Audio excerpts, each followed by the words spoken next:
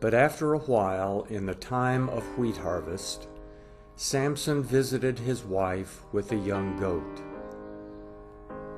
He said, "I will go into my wife's room."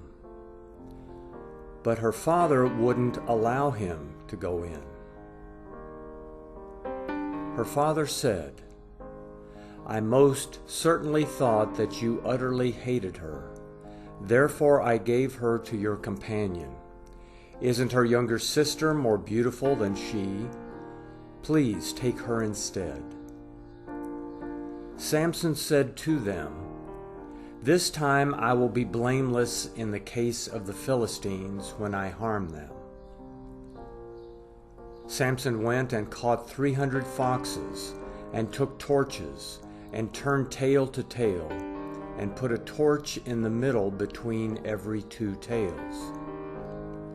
When he had set the torches on fire, he let them go into the standing grain of the Philistines, and burned up both the shocks and the standing grain, and also the olive groves. Then the Philistines said, "Who has done this?"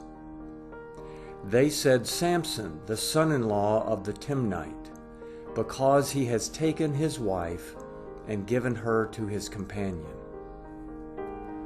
The Philistines came up and burned her and her father with fire.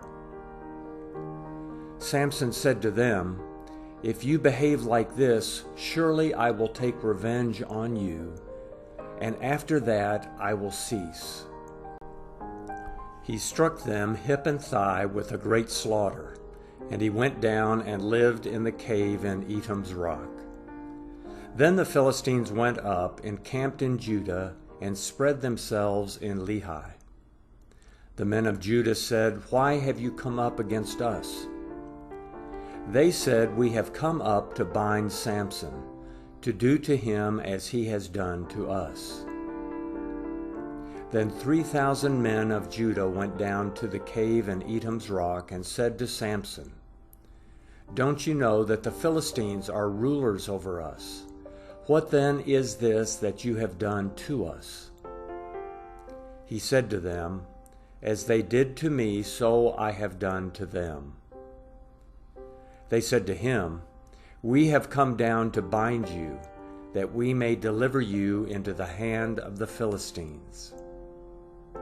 Samson said to them, "Swear to me that you will not attack me yourselves." They spoke to him, saying, "No, but we will bind you securely and deliver you into their hands, but surely we will not kill you." They bound him with 2 new ropes and brought him up from the rock. When he came to Lehi, the Philistines shouted as they met him. Then Yahweh's Spirit came mightily on him, and the ropes that were on his arms became as flax that was burned with fire, and his bands dropped from off his hands.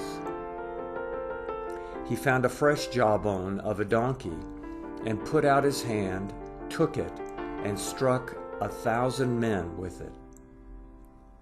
Samson said, "With the jawbone of a donkey, heaps upon heaps, with the jawbone of a donkey I have struck 1,000 men." When he had finished speaking, he threw the jawbone out of his hand, and that place was called Ramath Lehi. He was very thirsty and called on Yahweh and said, "You have given this great deliverance by the hand of your servant, and now shall I die of thirst and fall into the hands of the uncircumcised?" But God split the hollow place that is in Lehi, and water came out of it. When he had drunk, his spirit came again, and he revived. Therefore its name was called En-Hakkore, which is in Lehi to this day. He judged Israel 20 years in the days of the Philistines.